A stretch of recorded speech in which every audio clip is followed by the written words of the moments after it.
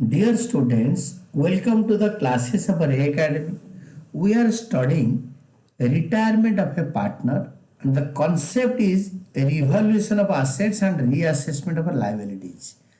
Question है पुनीत, रमित, अक्षित।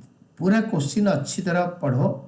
ये लोग बिजनेस कर रहे थे, प्रॉफिट इक्वली शेयर कर रहे थे, और करेंट ईयर पे Puneet and Ramit decided to continue the business, और न्यू रेशियो इनका 3:2 होगा, रेशियो चेंज हो गया।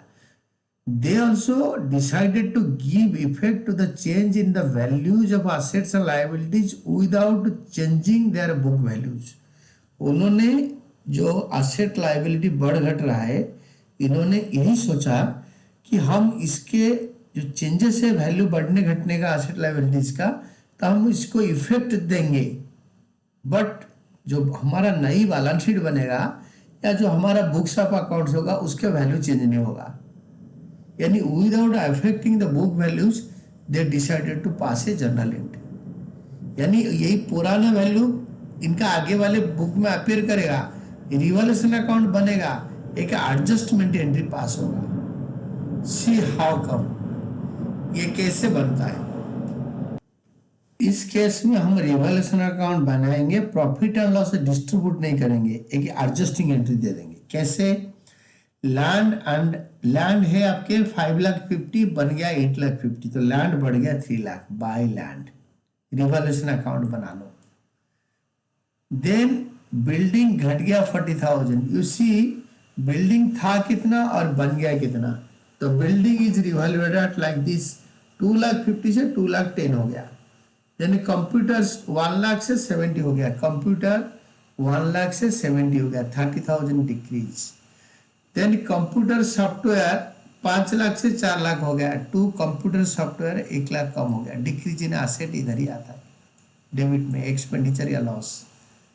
सन्ड्री क्रेडिटर्स 5,00,000 से 4,00,000 हो गया, decrease in liability bye sundry creditors से। सन्ड्री क्रेडिटर्स 70,000 से 60,000 हो गया, सॉरी 10,000 घट गया। वर्कमैन कंपनसेशन क्लेम बढ़ गया, 0 से 5,000 हो गया, तो इंक्रीज इन लायबिलिटी डेबिट में आएगा टू वर्कमैन कंपनसेशन क्लेम। ये क्रेडिट साइड बढ़ा है तो प्रॉफिट बनेगा। टोटल करो, इसको डेबिट में लिखो, फिर इसको माइनस करके प्रॉफिट निकालो। ये जो प्रॉफिट निकलेगा, ये प्रॉफिट को हम डिस्ट्रीब्यूट नहीं करेंगे, हम बोलेंगे रिवैल्यूएशन प्रॉफिट। ये डिस्ट्रीब्यूट होगा तो ये asset liability increase decrease value के बाद न्यू बैलेंस शीट में अपीयर करेगा, बुक्स में अपीयर करेगा। बट यहाँ पे बोल रहा है कि एडजस्टमेंट होगा वैल्यूज, बट ये पुराना वैल्यू नए बैलेंस शीट में या न्यू बुक्स ऑफ अकाउंट्स में आफ्टर रिटायरमेंट अपीयर करेगा। तो इस केस में आप ओल्ड रेशियो न्यू रेशियो दे रखा है, आप गेनिंग रेशियो निकालो, ओल्ड माइनस न्यू। पुनीत का गेन है 4/15 और रमित का है 1/15 और अक्षित का 1/3, अक्षित का है 1/3, ये देखो 1/3।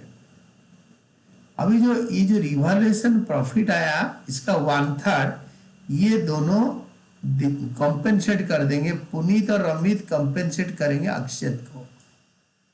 So that is treatment for revaluation profit, as revised values will not be shown in the books, gaining to sacrificing, gaining to sacrificing. Puneet Ramit to Akshit, Puneet Ramit to Akshit. It is like that. तो पुनीत कैसे? Puneet will transfer give for revaluation profit 1,35,000 का 4/15, 36,000। पुनीत के बाद दूसरा होता है आपके रमित। रमित का 1/15, 1/15 ये जो रिवैल्यूएशन प्रॉफिट क्या ही कर देंगे, और इसी रिवैल्यूएशन प्रॉफिट का 1/3 यानी 5/15, 1/3 मिलेगा जो रिटायर जो पार्टनर रिटायर कर रहा है, that is Akshit will get take for revaluation profit. 1,35,000 का 1/3 45,000। देन जर्नल एंट्री पास करो, एक सिंगल एंट्री पास करो। सिंगल एंट्री होगा gaining to sacrificing. Puneet, Ramit to Akshit. Puneet's capital account debited, Ramit's capital account debited to Akshit's capital account. Being adjusting journal entry passed for a treatment of a revaluation profit as the assets and liabilities will appear in the same figure even after change in profit sharing ratio after retirement. Retirement के बाद ही ये ऐसे appear करेगा और इसका total कर दो. These are all about your answer.